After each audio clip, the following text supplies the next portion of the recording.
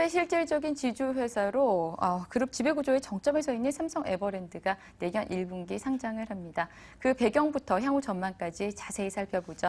머니투데이 더벨 한형주 기자 전화 연결돼 있습니다. 한 기자 안녕하십니까? 네, 안녕하세요. 네, 지난번 한 기자가 출연해서 삼성 SDS 상장 얘기를 할 때 막판에 삼성 에버랜드 상장도 임박했다. 뭐 이러한 얘기를 한 적이 있습니다. 딱 들어맞은 셈인데요. 어떻게 좀 미리 조짐이 있었습니까? 아니 SDS 상장이 큰 틀에서 보면 이제 지배구조 개편의 일환이었기 때문에 이제 삼성 에버랜드 비롯해서 상장 준비 예정 기업들에 대해서 좀 얘기가 나온 건 맞는데 생각보다는 좀 이른감이 있는 것 같습니다. 네. 이번 에버랜드의 상장 일단 배경부터 좀 알아볼게요. 네, 일단 앞서 말씀드린 것처럼 에버랜드의 상장이 이제 그룹 지배구조 개편에 있어서는 좀 익히 예상된 시나리오였고요. 우선 이건희 삼성 회장의 장남이 이재용 삼성전자 부회장이 25% 지분을 보유한 최대 주주로 있습니다. 그 외에 이 회장의 장녀 이부진 호텔신라 사장과 차녀 이서연 삼성 에버랜드 사장도 각각 8.3% 지분을 보유하고 있고요. 오너 일가 지분율만 45%를 웃돌기 때문에 삼성 계열사 중에서 가장 확고한 지배력을 갖춘 회사로 평가되고 있습니다. 이처럼 삼성 에버랜드가 삼성 지배구조의 정점에 위치해 있는 만큼 이번 상장 준비를 지주사 전환의 기점으로 보는 시각이 우세하고요.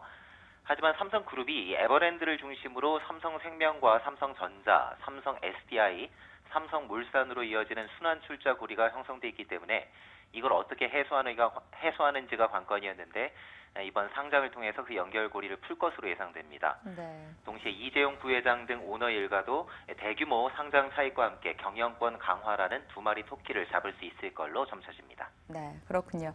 상장이 되면 기업 가치가 상당할 것 같습니다. 대략 어느 정도로 추산이 됩니까? 일단 삼성 에버랜드는 다른 상장 준비 기업처럼 전년도 이익을 단순히 적용해서 밸류를 구하는 건 좀 어려워 보이고요. 왜냐하면 작년 하반기부터 이쪽도 사업 구조 개편에 들어갔거든요. 작년 9월에 제일모직의 패션 사업 부문을 1조 500억 원에 인수한 것을 기점으로 장부상 가치가 올라갔다는 평가입니다. 패션 부문이 편입되자마자 삼성 에버랜드 내에서 최대 사업 조직이 됐고요. 현재 증권가에서는 이로 인해서 재고된 기업 가치로 5조 원에서 7조 원대를 보고 있습니다. 지금 오너 일가 지분율을 감안할 때 이들이 보유한 에버랜드 지분 가치는 상장 후에 최소 2조에서 3조 원대에 달할 것으로 전망되고 있습니다. 네. 시가총액이 5조에서 7조 원 정도다. 그러면 내다파는 물량은 그중에서 어느 정도인지 예상되는 공모 구조, 시나리오는 어떤 게 있습니까? 일단 시가총액과 다르게 공모 구조를 어떻게 짜느냐에 따라서 그 규모는 좀 가변적일 수가 있는데요. 일단 IB 업계에서는 삼성 SDS 상장과 마찬가지로 에버랜드도 신주 모집보다는 구주 매출 중심으로 공모를 진행할 걸로 예상되고요. 네. 이럴 경우에 매각 대상에 이 오너가 3세 지분이 포함되느냐 그게 관건인데 굳이 지금 상장할 때 팔 것 없이 들고 있다가 상장 후에 주가 상승까지 감안해서 차익을 노릴 수 있다 이런 관측이 힘을 얻고 있습니다. 네. 이렇게 되면 공모가를 좀 현실적으로 도모할 수 있다라는 관측으로 이어지게 되고요. 이렇게 되면 사실상 구주로 나올 만한 지분은 에버랜드의 법인 주주라고 할 수 있는 삼성카드와 삼성전기, 또 삼성 SDI, 삼성물산 등이 보유한 총 18.48% 지분이 대상이 될 것으로 보입니다.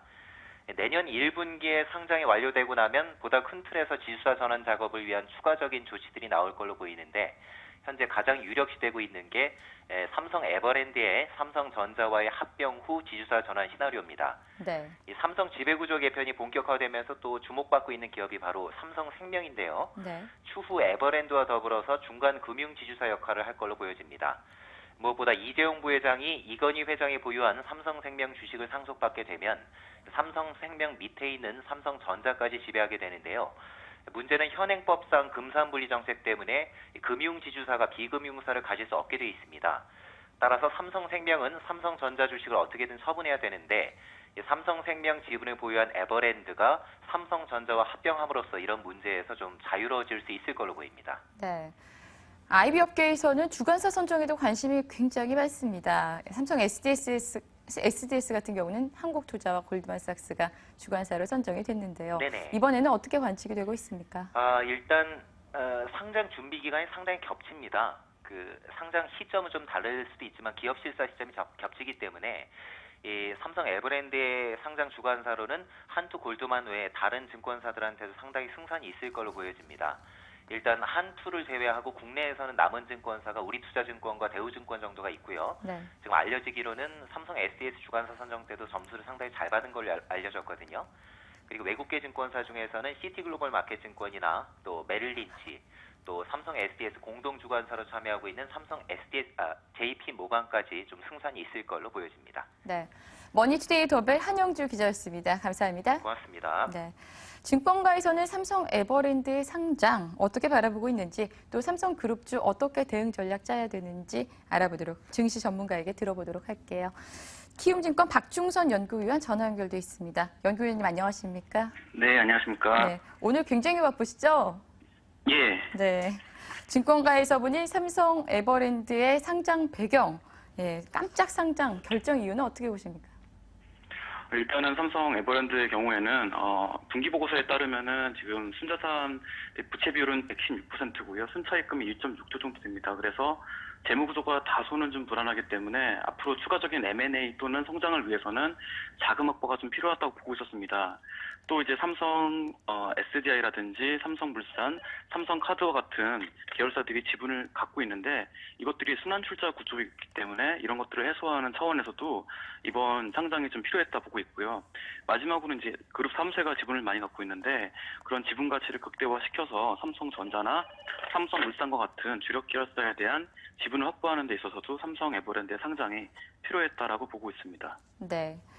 앞에서 상장 배경 또 뭐 상장 가치 등에 대해서 알아봤는데, 시장의 관심은 삼성그룹의 지배 구조가 앞으로 어떻게 재편될 것이냐, 여기에 사실 포커스가 맞춰져 있는 것 같습니다. 삼성 에버랜드의 상장으로 어떻게 좀 지배 구조 재편이 어떻게 좀 마무리가 될지 좀 그려지십니까? 현재 당사에서는 삼성 에버랜드의 기업 가치를 약 한 8조 원 정도로 평가를 하고 있고요. 네. 삼성의 그 그룹 3세의 경우에 지분 가치가 거의 3조 원에서 4조 원 정도로 육박할 거라고 평가를 하고 있습니다. 이런 지분 가치를 통해서 삼성전자나 삼성물산에 대한 지분을 확보하는 데 일정 부분 참여할 수 있을 거라 보고 있는데, 워낙 삼성물산이나 삼성전자 시가총액이 크다 보니까 두 회사 같은 경우에는 보유하고 있는 자사주를 바탕으로 해서 지주회사 전환을 만약에 해주면은 그 지주회사와 삼성 에버랜드를 합병함으로 인해서 그런 그룹에 대한 지배력을 그룹 3세가 좀 높일 수 있지 않을까, 그런 시나리오를 갖고 있습니다. 조금 말씀이 되게 저는 좀 잘 이해가 안 가가지고요. 좀 자세하게 설명을 해주시면 안 될까요? 네, 삼성 에버랜드를 이제 그룹 3세가 지분을 갖고 있긴 하지만 네. 반면에 삼성전자나 삼성물산에 대한 지분을 갖고 있지 않기 때문에 네. 네, 그런 지분을 직접적으로 매수하기엔 너무 이미 덩치가 커져 있고요. 네. 네. 그래서 삼성물산이나 삼성전자를 일단은 기업 분할을 해서 지주회사 체제로 바꾼 다음에 그 약간 시가총액이 작아진 지주회사와 삼성 에버랜드를 만약에 합병한다면 네. 이제 지배력을 이제 직접적으로 가져가게 되는 케이스가 된다라고 보고 있습니다. 네. 이렇게 되면 삼성생명은 바로 이렇게 좀 정리가 될 수 있나요? 삼성생명의 경우에는 지금 삼성 에버랜드가 지분을 갖고 있는데 네. 만약에 지분 가치가 총자산 규모의 50%를 넘어가게 되고 최대 주주로 변경이 되면은 지주회사로 전환되게 됩니다. 근데 지금 금융회사에 대해서는 금융지주회사에 대해서는 비금융회사에 대한 지분을 가져가지 못하게 지금 막을 가능성이 있기 때문에 그렇죠. 그렇게 되면은 삼성그룹 입장에서는 지배구조의 큰 축이 하나 사라지는 거거든요. 그래서 네.